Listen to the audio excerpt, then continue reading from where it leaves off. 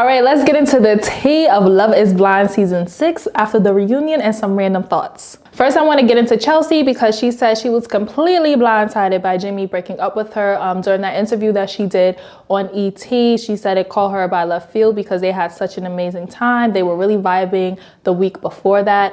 And they did end up dating after for only 4 days, child. She said during those 4 days, Jimmy realized he didn't want to be in a relationship and now they're just like really good friends, best friends. I'm like, okay. We honestly could have got that whole line in the reunion, y'all. Like, I don't know why they had to wait to give us that tea during like the after special, whatever that they did with ET. Why you didn't ask us during the reunion? Nick and Vanessa, for Love is Blind, season 7 and on, can we get better with the questions? Like, Jimmy and Vanessa were a huge part of this season, and they literally got like 2 lines, and that's it. They were mostly like giving commentary on other people's business, and we really didn't get into their business, and I don't like that, because seeing them on my screen, I want to know their business. That's the whole purpose of the reunion, to get into the business. So for the next few seasons with these new couples, get into the business.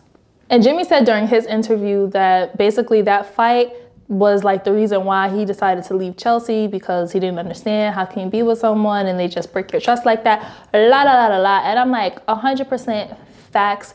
What can we learn from this situation? 1, don't run your mouth when your partner tells you something in confidence. Chelsea was dead wrong. There are a lot of people on the internet that thinks that what she did is okay.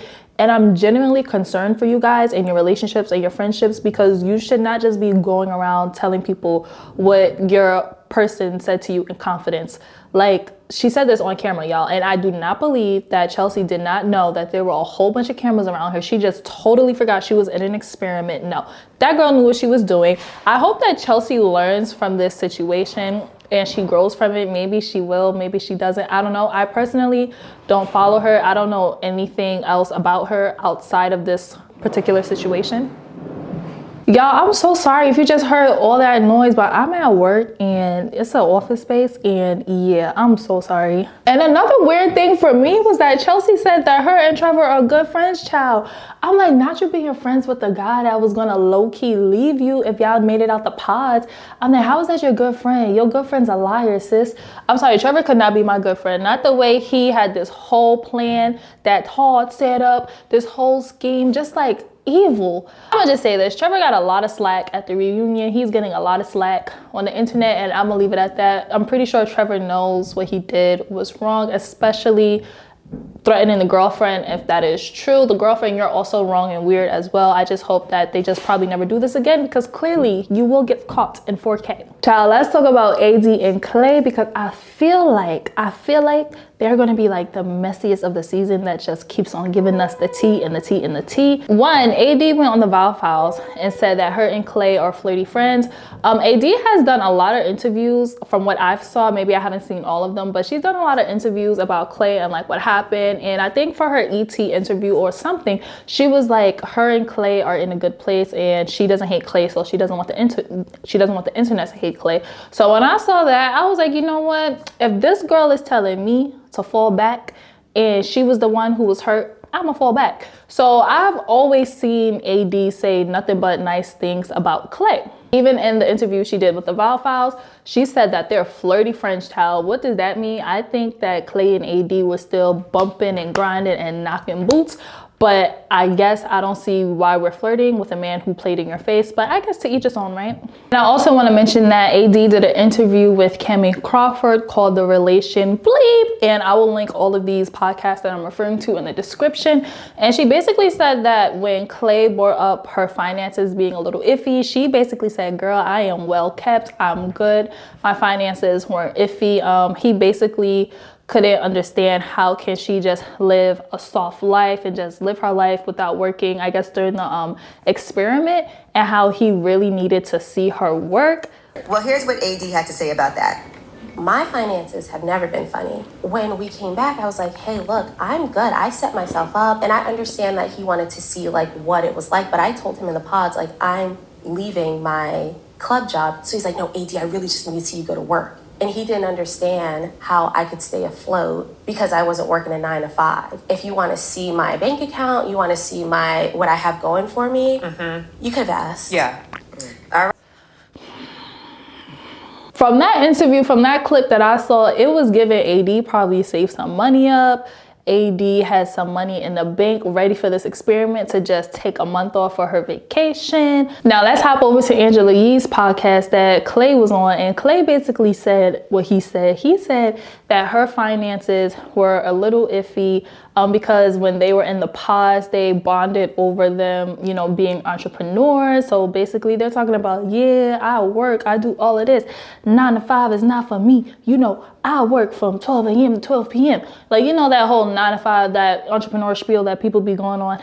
Yeah. So he said when they got to the real world, it took him aback because AD wasn't on that same energy. She was like, oh, I guess getting into like the wifey role. And he realized like he wasn't seeing her work. And he was like, I need to see you work, AD. I need to see you work. Now, this is what Clay said to Angela Yee about the whole finances situation. And the full interview will air tomorrow, and it's a really good one. It is. And here's what he had to say about AD's finances and why that is important to him. I wasn't never saying that AD's finances was a reason why we wouldn't be together. I was saying that I didn't understand it enough for us to get married at this time. We talked about the finances in the pods. What I saw from AD in the pods was a little bit different than what I saw when we were actually in Charlotte together.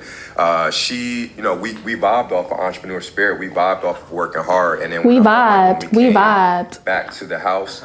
She dedicated all her time to be a wife, and that's cool and everything. She can't be a wife? That's not really what I like fell in love with her about, you know, like what? I take it. What do you mean that's not what you fell in love with her about? So she left the pods ready to step into the wifey role. What does that even mean, y'all? Comment down below your thoughts on this whole situation. What does that even mean? Because there is so much to unpack that I really do not want to take it there. I don't want to take it there, y'all. Okay, so here's what I think based off of my own personal experience being a black woman, because, you know, like Brittany said, I identify as a black woman. So from my experience as a black woman who dates black men, not exclusively, but like, yeah, that's pretty much all I have experience with. And I currently have a black boyfriend. I just think that sometimes there are some black men who just really need to see the black woman in the trenches, getting it done, that type of thing. Like, what you sitting back, chilling and relaxing for? My mama had 10 jobs and she took care of us. That's the energy Clay is giving me. AD is giving, she probably thought she was gonna get like the soft life, pamper princess treatment. I don't think she was going to get that from Clay. Let me know if you thought that he was going to deliver that energy. Even during the show where she mentioned he's a provider, I really wish she would have expanded upon that. Like, what does that mean that Clay is a provider? Because based off of what we saw in the show, we didn't see him provide her with anything but like compliments on her body. Like, that's all Clay was providing. And my thing is, if this was such a big deal for you, once again, like AD said, why you just didn't ask to see the bank account? Why didn't you just ask to see the bank account? That's a very simple question. Is it really that hard to believe that AD is able to live a certain life for a number of weeks without working? She used to be a whatever cheerleader. Was it Dallas or something like that? Patriots. She used to be a Patriots cheerleader. She's a pretty girl. I'm pretty sure the money's coming from somewhere. But now let's get into the tea of where this money is coming from, child, because tell me why Clay's best friend has some choice words to say about AD, child. And I'm like, oh, you messy. So Clay's best friend commented on the clip that Cammie Crawford put up of her interview with AD, and here's what Clay's best friend had to say. I'm Clay's best friend, and we both been living out in Charlotte for years now. AD finances are in fact funny. She has a sugar daddy that is funding her life. Bought her a car and apartment. She not a realtor. Ask her to show us one house she sold or a picture she took with someone in front of the house she just sold them. I'll wait. The never to do a press run to lie on a dude that has said nothing but kind, respectful things about her is nasty works. Then he commented, November 2023, around her birthday, her sugar daddy confronted Clay and I outside the club, stating he was still involved with her and had been there the entire time and told Clay to stop messing with her. What do you guys think about this? Do you believe this? First of all, I just find it so funny how, like, I literally just mentioned, out of all of the interviews that I have seen about AD talking about Clay and their situation, AD has said nothing but nice things, nicer things than I would have said. AD literally told us to fall back and leave this man alone. Don't hate him. So for me, for the best friend, his best friend, and I believe this is one of his groomsmen, for the groomsman to get on here and say this, I don't know, guys. It's giving Clay gave him the to do it. And he's messy, and Clay is messy by default. Because listen, if we was really best friends and me and AD, we cool, we vibing with each other, my best friend would never post something like that because it will only give me a bad rep. Clay is already catching a lot of heat in these streets. So I just find it very funny how, like, the best friend was like saying all of that.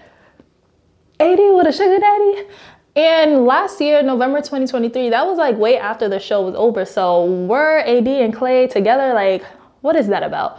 What do you guys think about this whole situation with the finances, with the sugar daddy, AD and Clay being flirty friends, child?